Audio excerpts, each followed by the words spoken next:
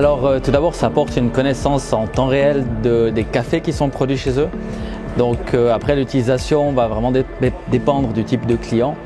Ça peut être pour faire de la facturation, ça peut être pour planifier des ressources, pour augmenter ou baisser les ressources vis-à-vis de l'expérience qu'ils ont.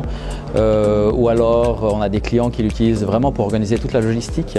Donc en Irlande, on a 600 machines qui sont connectées où toute la logistique du café, des tasses, du sucre est organisée avec les infos de la télémétrie. Donc ça évite d'avoir besoin que quelqu'un ouvre le placard, se dise « Ah, il n'y a plus de café et je vais commander ».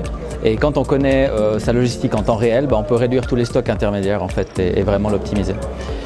Ça amène aussi une connaissance de la qualité des produits, donc on a vraiment un monitoring de la qualité du café pour que ça reste dans les critères de qualité qu'on ait fixés et qu'on puisse intervenir s'il y a un problème avant que les clients puissent se plaindre et qu'on aille, typiquement en Irlande, de nouveau je prends toujours le même client mais c'est vraiment très intéressant, on a travaillé avec eux sur des posts Facebook où les clients sortaient et disaient « Ah mais mon lait était froid ».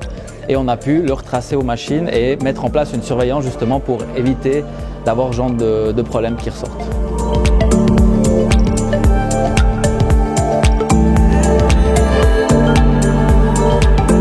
Alors en interne, dès 2011, ces données qu'on avait, c'est devenu le principal outil des ingénieurs. Mais pas seulement de l'ingénieur en électronique, aussi c'est les premières choses qu'on va voir quand on travaille sur un problème d'une machine. C'est vraiment, on demande les données clients, ça nous donne énormément d'informations pour pouvoir tracer ce problème et puis le résoudre et puis améliorer la machine. Ça, c'est le premier impact que ça a eu.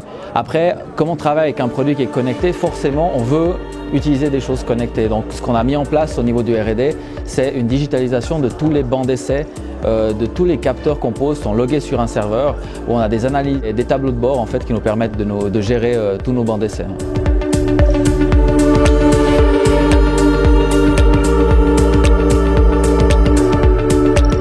Alors, on s'est vraiment démarqué comparé à nos compétiteurs en travaillant sur la qualité du café, vraiment en amenant un café équivalent aux meilleures machines à café traditionnelles italiennes. Le deuxième point, c'est la productivité des machines. C'est des machines qui sont conçues pour faire des milliers de produits par jour. On a des machines à l'aéroport de Los Angeles qui font chaque machine 1000 à 1200 produits tous les jours de la semaine. Et la fiabilité. C'est les 3 points clés en dehors de la connectivité qui nous ont vraiment permis de nous développer.